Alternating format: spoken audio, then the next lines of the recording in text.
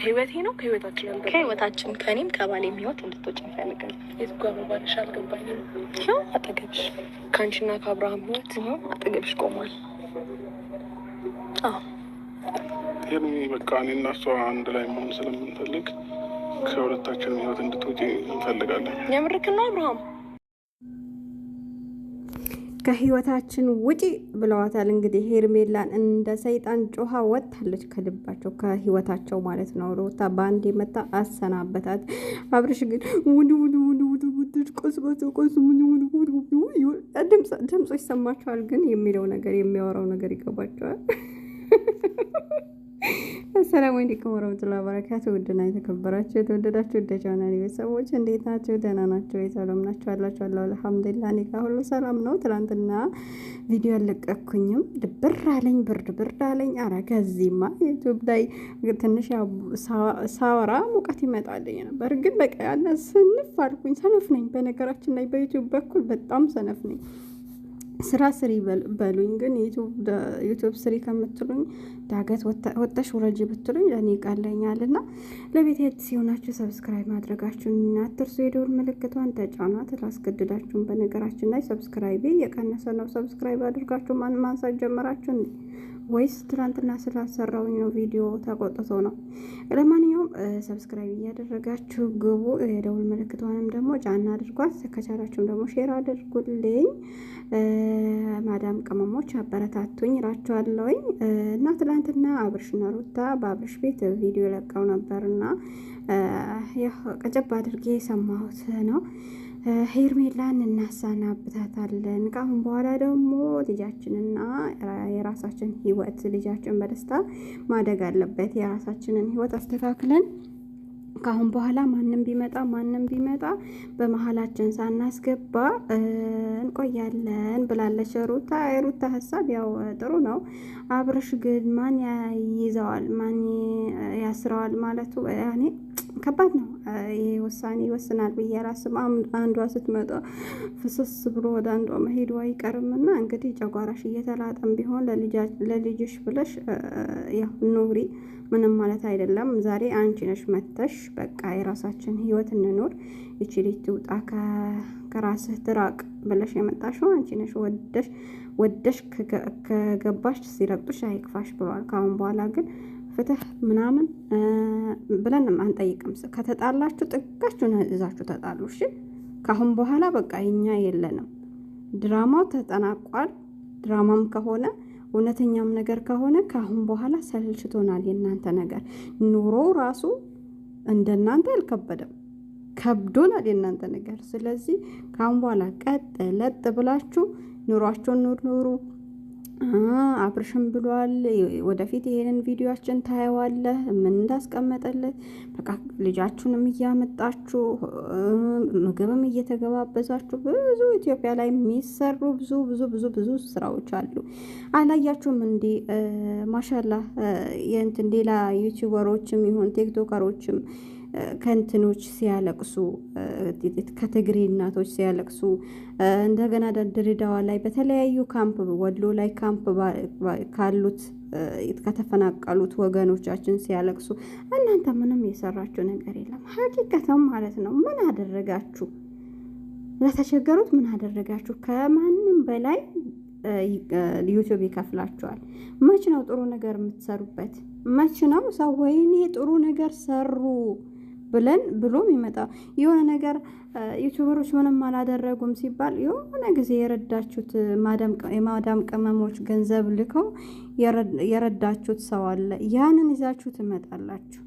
ቢያንስ እንኳን ድምፅ ሆናችሁ ቪዲዮ ለተቸገሩት እዚህ ቦታ የተቸገሩ አሉ። አንድ ባለሀብታም ሄዶ ሊረዳቸው ይችላል። እናንተ እርዱ አይደለም ቪዲዮ እስቲ ሰው ጋር ሀገራችን ያለውን ነገር አውጥታችሁ ለሰው አሳዩ ነው። እና ይሄን ነገር ብትሰሩ ደግሞ የተሻለ እይታ ሊኖራችሁ ይችላል። ሰው ዘንድም ትወደዳላችሁ። አዶናይ አገር ከገባ ቅርብ ጊዜ ነው። የተወደደው በምንድን ነው? በሚሰራው ስራ ነው። መጥፎ ስራ ስለሰራችሁ ብቻ ሰው ይወደኛል ማለት 300,000 400,000 ስለተከተላችሁ ብዙ ሰው ተከተለኝ ብላችሁ በመጥፎ ስራችሁ ከምትቀጥሉበት 1-2 ሚሊዮን ሰው እንዲከተላችሁ ጥሩ ነገር ስሩ። አሁን ላይ ሰው በቅቶታል። ፕራንክ ሰልችቶታል። የውሸት ባለትዳር ነኝ ምናምን ማለት ሰልችቶታል። ሰው እየነቃ ነው። ሶሻል ሚዲያውን በደንብ አድርጎ አበጥሮ እያየ ነው። ስለዚህ እናንተም ወደ ጥሩ ስራ ብትሰማሩ ጥሩ ነው ብዬ አስባለሁ። በነገራችን ላይ ይህን ሁሉ የሚያጨማልቃችሁ ተመልካቾች ናቸው። የሚጽፉት ኮሜንት ነው ለዚህ ደረጃ ያበቃችሁ። ሀቂቀተን ነው ምለው የኮሜንታተሮች ችግር ነው። ይሄን ልክ እንደዚህ ያክል እንድትሄዱ ያደረጋቸው። እኔ እናገራለሁ የራሴ ስልክ ስለሆነ የራሴ ነጻ በዋይፋይ ስለሆነ ማንም የተመቸው ይመቸዋል፣ ያልተመቸው አይመቸውም። እኔ ሁሌም እየተናገርኩኝ ነው። ጥሩ በተናገርኩኝ ሰዓት እኔ ብጠሉኝም ምቀኛ ብትሉኝም ምንም አይዶን ኬር፣ አይደንቀኝ፣ አይበርደኝ፣ አይሞቀኝም። ግን እየተሰራ ያለው ነገር በጣም የሚያስጠላ ነገር ነው። ሀገራችን ላይ ብዙ የሚሰሩ ስራዎች፣ የሚወጡ ስራዎች፣ ሰው ዘንድ ያልታዩ ነገሮች አሉ። እንዲታይ እናንተ ብቻ አይደለም፣ ብዙ ዩቲዩበሮች እንደዚህ አይነት ነገሮችን እንድትሰሩልን እንፈልጋለን። እይታ ያላችሁ ሰዎች ሌላ የማይታዩ ነገሮች አሉና እንዲታዩ አድርጉ። ማን ነው ጆን ዳንኤል 1 አመት ታስሮ ሲወጣ ወዴት ነው የሄደው? ወዴት ነው የሄደው? የተቸገሩት፣ ሜዳ ላይ የወደቁት፣ በጦርነት የተፈናቀሉት ሰዎች ጋር ነው የሄደው። ሰው በቃ በደስታ ነው የተቀበለው። ትላንትና የሚሰራው ስራ ስለነበር ማስተር አብነት ሲታመም ለምንድን ነው የኢትዮጵያ ሕዝብ ሁሉ ያለቀሰለት? ጥሩ ስራ ስለሰራ ነው። እናንተ ነገ ብትወድቁ የሆነ ነገር ቢደርስባችሁ ማንም ይደርስላችሁ ሰው የለም። ማንም ሞቢልላችሁ የለም።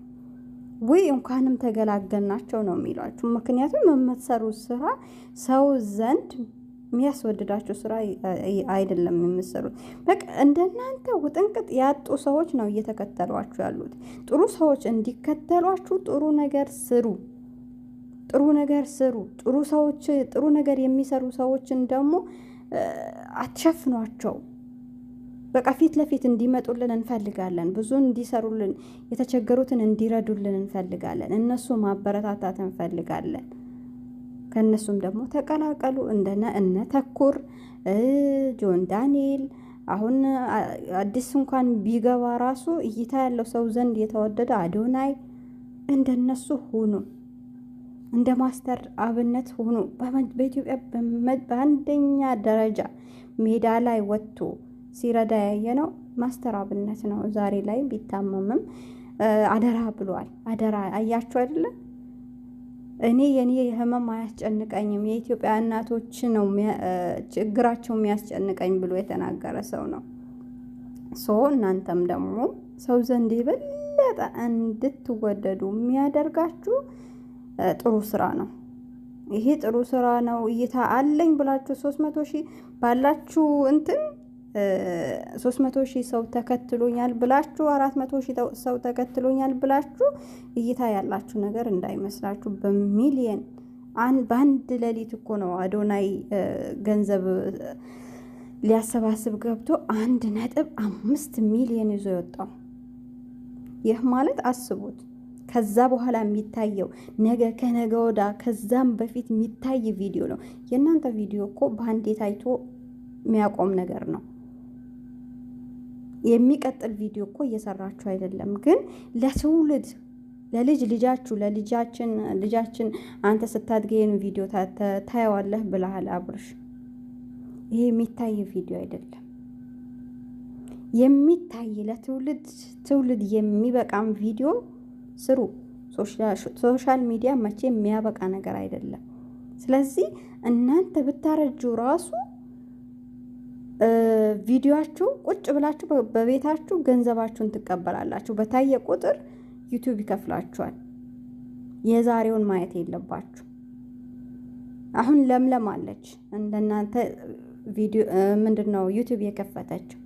እሷ የምትሰራቸው ስራዎች ሁሌ የሚታዩ ስራዎች ናቸው። ሄዱና እስቲ ጠይቋት። አሁን ቪዲዮ እየሰራች አይደለም፣ ዩቱብ እየሰራች አይደለም፣ ግን ዩቱብ ይከፍልሻል ወይ ብላችሁ እስቲ ጠይቋት። በደንብ አድርጎ ነው የሚከፍላት። ለምን ሰው ዘንድ የሚታዩ ቪዲዮዎች አሏት። የእናንተው ቪዲዮ ግን 2 ቀን 3 ቀን ታይቶ ከዛ በኋላ ተዘግቶ የሚቀመጥ ነገር ነው። እንደዛ አታድርጉ። ለብዙ ዩቱበሮች ነው እየነገርኳችሁ ያለሁት። አመጣጣችሁ አሪፍ ይሆንና መጨረሻ ትንሽ ሰዎች 100 200 ሺህ ስትገቡ በጣም የወረደ ስራ እየሰራችሁ እናያለን። እንደዛ መሆን የለበትም። ኮሜንታተርና አይታችሁ ገደል እንዳትገቡ። የሆነ ጊዜ ዛሬ ሲያደንቋችሁ የነበሩ ሰዎች ነገ የሆነ ላይ ስትደርሱ እንደዚሁ ዝቅ አድርገው ታች አውርደው ነው የሚጥሏችሁ። ስለዚህ ሰውን ሳይሆን መከተል ያለባችሁ ጭንቅላታችሁን ነው። ጥሩ ስራ መስራት የህሊና እረፍት ያስገኛል። ስለዚህ ጥሩ ስራ ስሩ። ብዙ የሚሰሩ ስራዎች አሉ። ኢትዮጵያ ላይ የታመሙ አሉ። የታመሙትን ሄዳችሁ ጠይቁ። ቢያንስ እንኳን በወር የሆነ ነገር ሰርታችሁ ሜዳ ላይ ላሉት አብሉ፣ አጠጡ።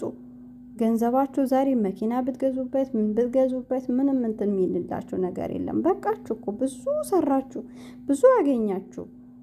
ባገኛችሁትም ልክ ደግሞ የበለጠ የሆነ ሰው ይዛችሁ ስትወጡ በጣም ደስ ይላል። የተቸገሩትን ስትረዱ የበለጠ ከጎናችሁ ያለ ሰው አብሯችሁ ይሆናል። እና ይሄ ዛሬ 300 400 ሺህ የሚያየው ሰው ሰሃን እያጠበባችሁ ነው። ጊዜ ማሳለፊያ ነው እያየ ያለው። ነገ የሚታይ ነገር አይደለም ለማለት ያክል ነው። ብዙ ተናገርኩኝ። ለሁሉም ዩቲዩበሮች ነው በነገራችን ላይ።